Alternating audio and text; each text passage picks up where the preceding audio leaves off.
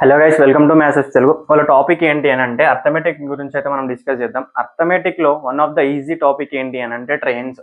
So train టాపిక్స్లో మనకి ఏంటి TSPC గురించి మాట్లాడుకుంటున్నాం మనం.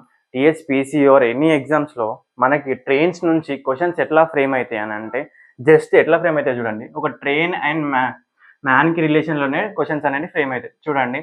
ఒక ట్రైన్కి అండ్ ఒక మనిషికి వాళ్ళిద్దరు రిలేటివ్ మోషన్స్లోనే ఈ క్వశ్చన్స్ అనేది మనకు ఫ్రేమ్ అవుతుంది. ఎట్లా ఫ్రేమ్ అవుతాయి అని అంటే, సో ఫస్ట్ బేసిక్ ఫార్ములాస్ ఏంటి, మనం ట్రైన్ ప్రాబ్లమ్స్ని సాల్వ్ చేయాలంటే మనకి బేసిక్ ఫార్ములాస్ ఏంటి అని అంటే జస్ట్ మన బేసిక్స్ లెవెల్లో స్పీడ్, డిస్టెన్స్, టైం ఈ మూడింటిని మనం క్యాలిక్యులేట్ చేయగలిగినాం అనుకోండి, సో మనం ఆటోమేటిక్గా ట్రైన్ ప్రాబ్లమ్స్ని మనం సాల్వ్ చేయొచ్చు. కానీ కొంచెం డిఫరెన్స్ ఏంటి అని అంటే చూడండి, ఇక్కడ ఫస్ట్ ఒక కండిషన్స్ అనుకోండి, లేకపోతే ఒక టైప్ ఆఫ్ క్వశ్చన్ ఆస్కింగ్ అనుకోండి.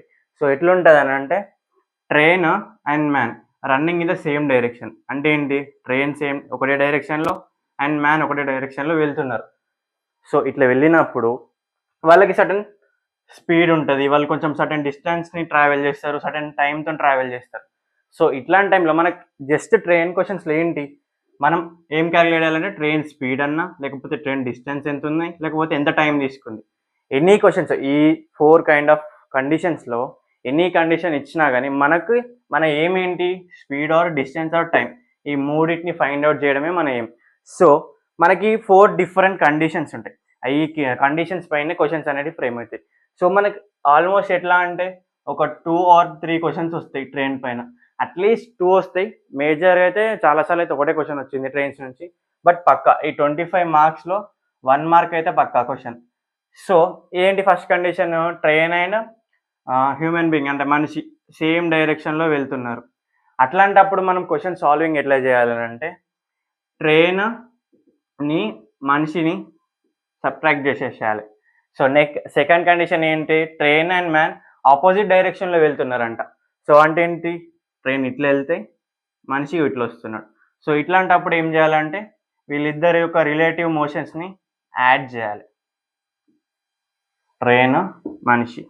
నెక్స్ట్ ఏంటి, మనిషి అనేది కాన్స్టాంట్ ఉంటున్నాడు. సపోజ్ ఇది మా హ్యూమన్ బీయింగ్ అనుకోండి, ఇది ట్రైన్, ఇది మోషన్లో ఉంది, వీడు కాన్స్టాంట్లోనే ఉన్నాడు. అంటే వీడు ఒక జస్ట్ పాయింట్ లాగా కన్సిడర్ చేసుకుంటాడు క్వశ్చన్లో. ఈ ట్రైన్ అనేది ఈ ఇనిషియల్ పాయింట్ నుంచి స్టార్ట్ అయ్యి ఎండింగ్లో క్రాస్ అవుతుంది కదా. సో అట్లాంటప్పుడు మళ్ళీ same speed or distance or time ఈ మూడింటినే కనుక్కోమని అంటాడు. సో ఏంటి థర్డ్ కండిషన్లో హ్యూమన్ ఐడియల్గా ఉండిపోతాడు. అంటే ఏంటి, జీరో స్పీడ్, వన్ స్పీడ్ ఎంత, జీరో.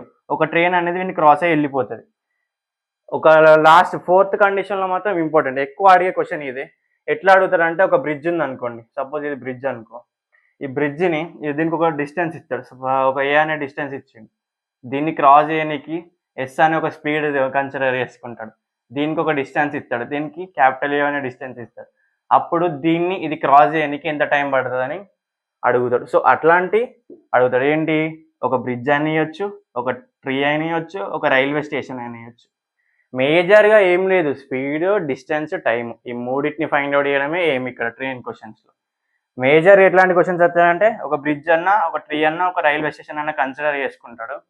ఇప్పుడు ఒక రైల్వే స్టేషన్ అనుకోండి, ఇది పెద్ద రైల్వే స్టేషన్, ఒక ట్రైన్ అనేది ఇక్కడ స్టార్ట్ అయింది, దీన్ని క్రాస్ ఓవర్ చేయడానికి ఒక సర్టెన్ డిస్టెన్స్ ఉంటుంది. ఇప్పుడు దీనికి ఒక 180 మీటర్స్ అనుకోండి, ట్రైన్ లెంత్ ఒక 190 మీటర్స్ అనుకోండి.